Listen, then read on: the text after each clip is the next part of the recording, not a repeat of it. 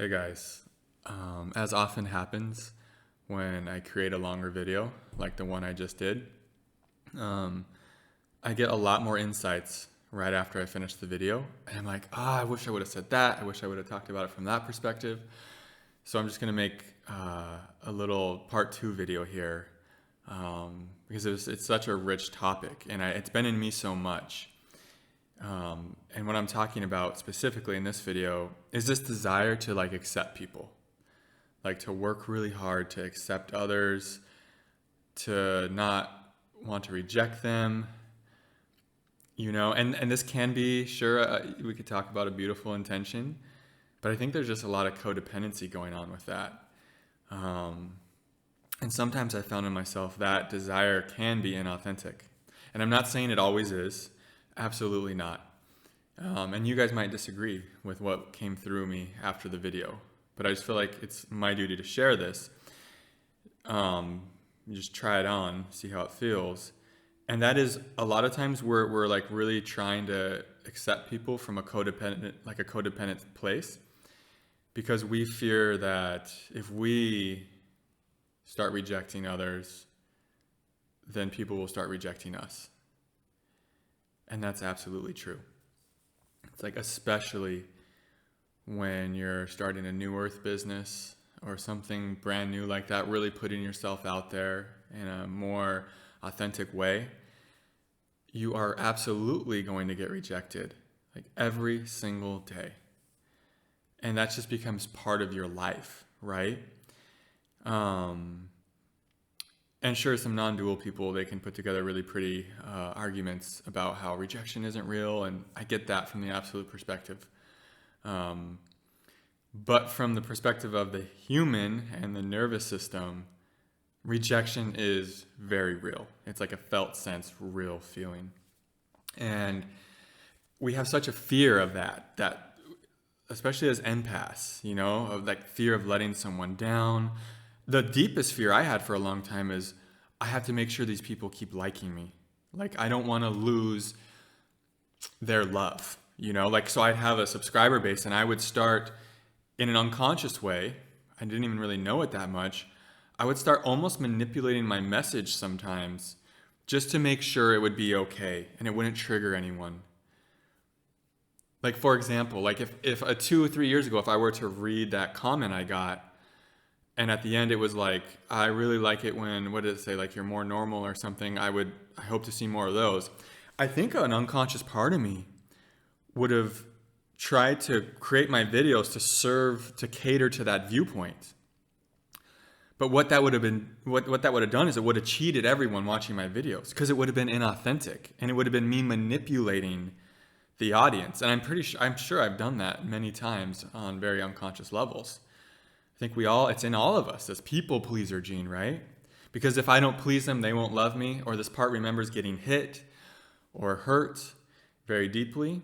So there's this unconscious fear, if I can't figure out a way to accept this person, even though it's really not authentic for me to do that right now, it's more authentic for me just to feel what I feel about them, and that's just the way it is, that we have this really deep fear, this deep realization sets in, shit, if I'm rejecting other people, then other people are rejecting me. And other people can't reject me, because then that means I'm unsafe. And that means I'm unlovable. And do you see how we put ourselves in a prison to other people's validation and approval of us? And then we start acting inauthentically. We start creating in a way that is just for people to accept us. And that doesn't have as much value. That doesn't have as much power. It's not as helpful to people. I would rather just keep showing up authentically and it trigger you guys and you're in disagreement with it, but it pulls something up that you needed to see that day, and it actually accelerates all of our healing journeys. Even if for a temporary period of time you have such and such maybe negative or opinions or whatever about me, I would much rather that from my deepest place than to try to manipulate or distort my message to get you just to like me and to stay subscribed and to keep your love, right? And that's a perspective, that's scarcity consciousness. We're saying our love is out there. We're saying that it's in another person, And that is such a prison to be in. But when you really love yourself, you get to be yourself fully. And then other people can have their opinions. They can accept you or reject you. And maybe they accept you for a period of time and then they reject you and then they start accepting you again. A little bit like I was talking about earlier. And so, yeah, I just wanted to talk about that because that's been so prevalent for me as an empath, as a people pleaser, like really having a hard time with boundaries, like I would maybe go too long with certain people, certain relationships, because there was an emotional neediness present, right? And so a lot of this stuff comes from emotional neediness. And we start to feel like, well, shit, if I can, reject this person, then other people will reject me. But if we're in that scarcity consciousness, we're like, I really need their love, because if I don't get their love, then being with just me, it's so painful, It's basically saying like, I'm in so much pain if other people aren't loving me. It's like our default is just pain. I heard Kyle C say that in a video that did resonate like a week ago. It's like when we are doing that, we're just saying our default state is pain and we need someone else to make us feel better. And when we believe that and we unconsciously move that way, it makes being authentic really hard in the way we create and in the way we receive others, and it doesn't do anyone any real favors. It's not helpful. It just kind of keeps you stuck in a pattern of lack. Whereas when you're your authentic self, when you're your true self, that's empowering. And I've watched so many videos where it's just like, I don't know what you're talking about, dude. Like you're speaking and you're teaching it's from separation. I don't understand. You must be like going through something. Like I've had these judgments, but I respected the person sharing because they were just being authentic and real. And there was still so much value in their transmission because it was real. Even if like the opinions and the beliefs and stuff I disagreed with completely, I still found value in like, damn, this person's just showing up being their self.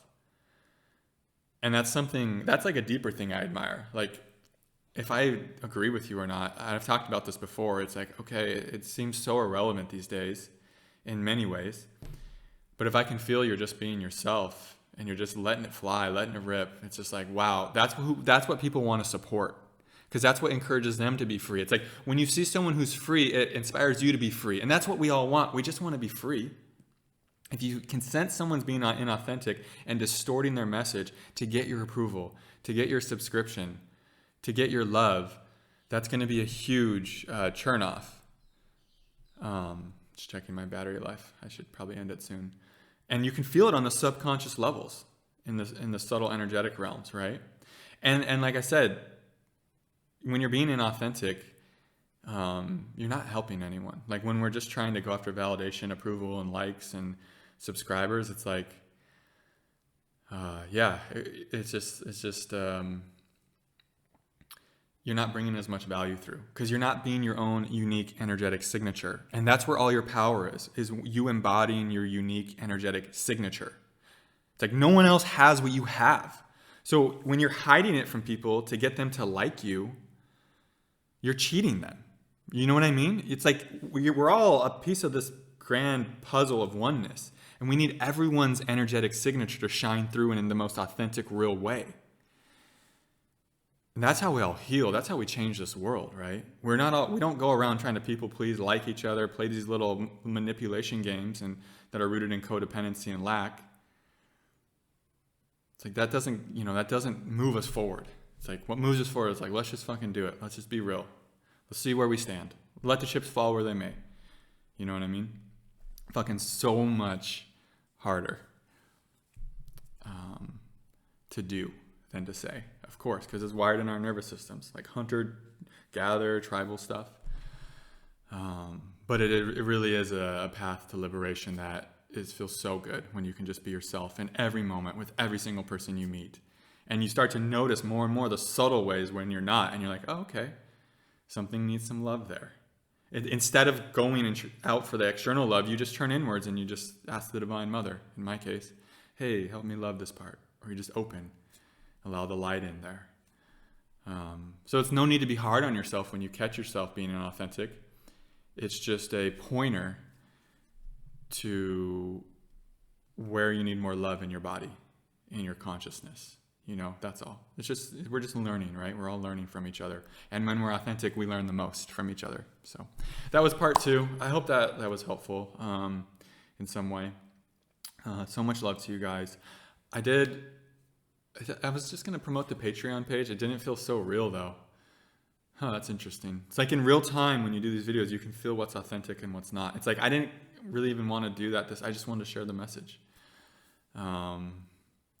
But yeah, otherwise, I'm sending you guys so much love. I'll see you in the next video. Namaste.